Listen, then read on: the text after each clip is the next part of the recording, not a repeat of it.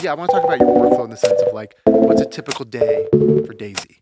You Yeah. know, what's like from writing session to getting the bounce out? What's that workflow like for you? I think it's kind of constantly changing, and it's certainly changed a lot over the last 2 years. Like I said, I used to be Yeah. very like, gotta make everything perfect.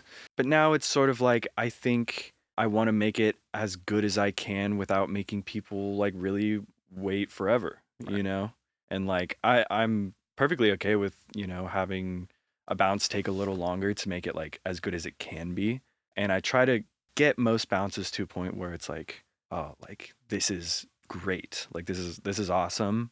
And I don't want to take too much liberty sometimes, you know, with the song and then send it to someone and then they're like, oh, I don't like all these things. I kind of want to get it to a point where they're going to be like, I like this. Like, let me give you some feedback and like, let's like work it out a little Right. bit more to like really take it to the next level. I'd say like on a day to day though, I'm trying to get like better at piano these days just because I feel like it's such a good skill to have. Yeah. So I've been taking like a little jazz course online, nice. so I try to do like, 30 minutes of that a day, not like a crazy amount, just like enough. And then usually for about an hour before the session, like say the session starts at 1, I'll probably start this around like 12. I try to like start ideas, especially if it's like for an artist, Right. and it's not really like like this is like the idea that I'm going to present to them and that's going to be like what it is for the day. Right. It's more like I'll just have like kind of like a chord progression in my back Right. pocket, and maybe like a B section, I found that to be really, really helpful, Yeah. to like kind of be able to rely on that and more as like a backup than anything, Right. So you run out of ideas and you're like, well, I got this. Yeah. You know? And oftentimes it's like that's the thing that like we end up going with, Yeah. and it's kind of cool. And I'll kind of try to like tailor that idea to like, whoever I'm in with for the day. It doesn't necessarily have to be like chords. It could just be like, oh, like I chopped up this sample and I think Right. it could be cool for you. Like, what do you think? Right. So yeah, I try to do that and then, do the session. And after the session, try to take a little break. And then I usually try to like listen to like what we've done in the session afterwards. Right. Have a little moment of time to like not listen to the song because ear fatigue is so real. It's so real, man. And then try to listen to it again. What I really like to do is make a bounce, put it into Dropbox, and then like go on a walk and then just listen to it. Because I feel like when you're not looking at Ableton or whatever DAW, and if you're not looking at it and you're listening to it, it makes a world of difference. I literally think you hear the song differently when you're looking at the screen versus when you're not. I like that because my most trusted source are my AirPod Pros. And it's because it's like I never mix on them. I'm only ever like listening to music and podcasts, but music on them.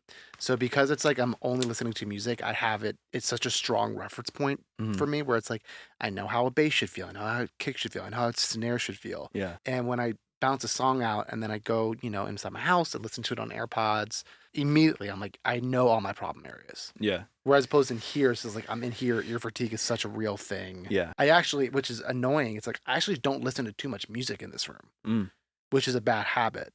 But I just like I love my AirPods so much. And so it's like, I lose so much perspective on it. But I think that's right.